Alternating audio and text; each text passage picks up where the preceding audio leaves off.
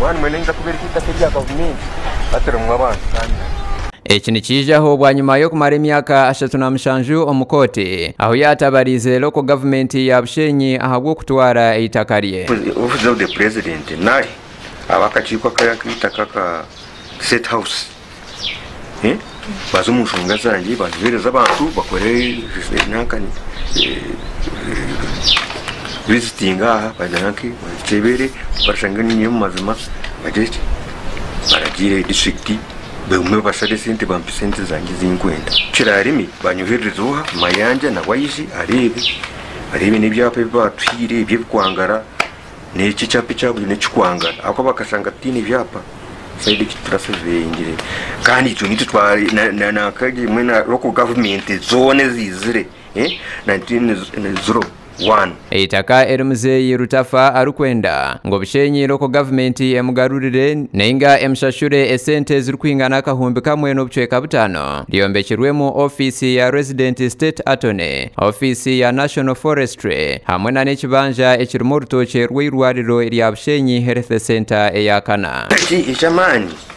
niwe already babire mu batire muri naka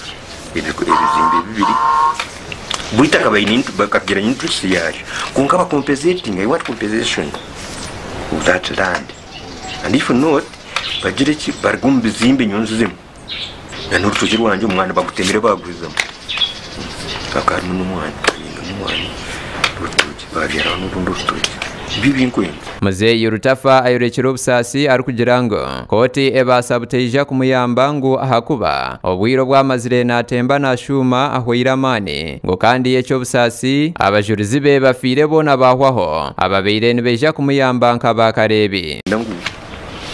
ibya koti tikuza kunyamba cyangwa niza kufumsanga usigu mukoti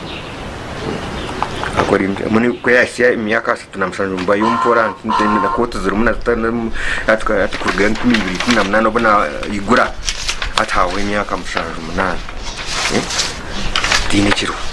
mishatabo ni maskuti cyowe abazuzi mbine burti mucyo nabamwe bafire baho mucyo bantu kufa imyaka 37 nafumwe abantu banga nibindi meja wanzi babo omwe ahabataka utwagambaho nawe kandi chairman wa Make Bushenyi Greater Again ashoborire okunabo barukwenda ngo Muzeeyi Rutafa afuno buringaniza okurwa mu state house ngo ahakuba Muzeeyi Rutafa abo arukufa nabo abiyatabarize niyo koti ya Bushenyi ecyagizire ngute baramuyambe erita karya Bokero na district eje muhonda nontwire ninjumanya nkomutaka weje town chomaziraho bwire buringwa so ninjira ngo administration ya Bushenyi erugeyo erebe ngo yayamba Bokero eza kutunga itakarye ninga tunge justice because ogomushira tuyiro mukoti kutugerize kugamba na chairman LC5 ahabwa Bushenyi district Jafari basajja balaba nawe heine ebyagambira hitaka Muzeeyi Rutafa arukweyeterera ngo nerye atumbuze oti ekayanye kera yetu mukaguza district ninga tumukabutiguza itaka aha haruna na hati wazaho haruna placenta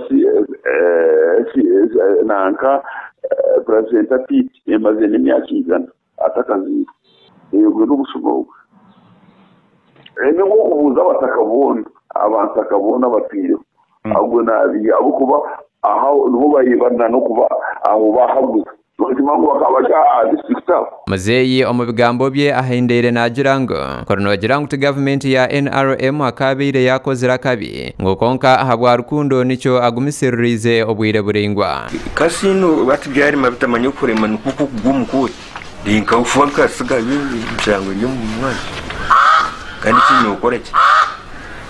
wati nonde mbundu ntero ko jamu ni mfana umuntu mutaka ni mfana gakundi ntini yitu